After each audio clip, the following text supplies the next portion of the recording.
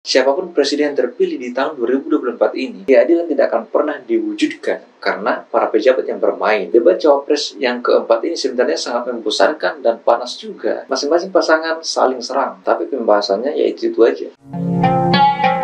Lihat dari perkembangan debat cawapres yang keempat ini pada tanggal 21 Januari 2024 yang bertemakan tentang pembangunan berkelanjutan, sumber daya alam, lingkungan, energi pangan, agraris, dan masyarakat adat dan desa. Dalam beberapa visi misi disebutkan bahwa di pasangan 01 ini yang saya tangkap adalah itu petani harus dipedulikan ya, karena petani adalah penyokong bagi seluruh masyarakat Indonesia. Yang kedua adalah meskipun ada program hilirisasi yang telah digaungkan oleh pemerintah saat ini, tetapi mengabaikan etika lingkungan.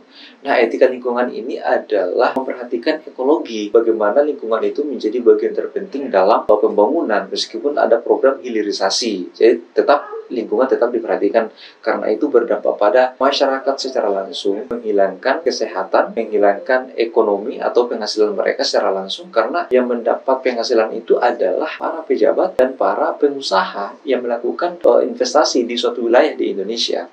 Kemudian energi terbarukan. Nah, ini dari pasangan nomor 1. Energi terbarukan ini seharusnya tetap diterapkan dan ditingkatkan. Supaya apa? Supaya Indonesia semakin makmur dan semakin ramah terhadap lingkungan. Karena saat ini, menurut 01, cawapres dari Anies Baswedan, yakni Caimin, bahwa saat ini iklim mengalami krisis yang sangat sulit diatasi oleh manusia karena pabrik-pabrik dan lain-lain seperti kendaraan. Kalau dari pasangan nomor 2, yakni Gibran, itu mengatakan bahwa hilirisasi tetap harus ditingkatkan dan digalakkan. Tapi juga harus mengedepankan yang namanya lingkungan.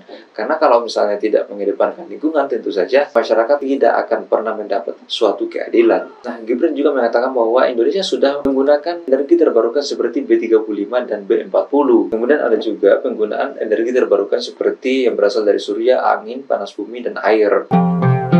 Nah, terbangunnya IKN itu merupakan salah satu pemerataan atau keadilan yang ditolak oleh 01 dan 03 melanjutkan, dan 02 juga melanjutkan IKN ini. Ini adalah bentuk dari suatu keadilan yang diusung oleh 02. Nah, sempat disinggung oleh 02 bahwa perempuan juga harus mendapatkan tempat yang layak di ruang publik ya. Bahasanya lah seperti itu. Jadi 02 ini sempat menyelipkan kata perempuan yang mengarah pada keadilan antara laki-laki dan perempuan. Jadi ini adalah bagian dari tokoh-tokoh feminis yang bisa disuarakan bahwa 02 itu mendukung istilahnya keadilan gender. Nah, menurut 02, program-program pemerintah yang saat ini telah ada harus dilanjutkan seperti anggaran desa ditingkatkan dan penyempurnaan kekuatan desa. Pembangunan yang ada di desa itu ditingkatkan. Nah, kalau dari segi pangan, visi misi yang 03 ini, menurutnya pangan di Indonesia ini belum berdaulat. Janji Presiden pada tahun 2014 tidak ada lagi impor. Tetapi pada kenyataannya sampai saat ini Indonesia masih mengimpor pangan. Kenapa? Karena yang bermain di sini adalah para pengusaha, para mafia yang mendapatkan keuntungan ketika ada impor pangan di Indonesia. Yang diuntungkan siapa? Tentu bukan rakyat, tetapi orang-orang tertentu saja yang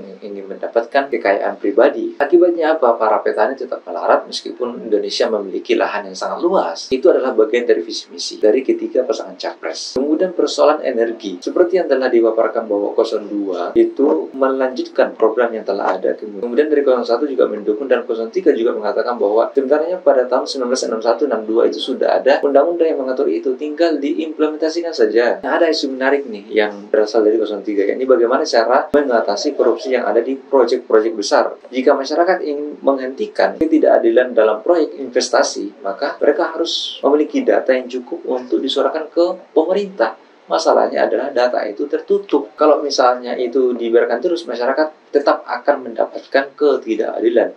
Solusi dari 02 yakni cabut izinnya.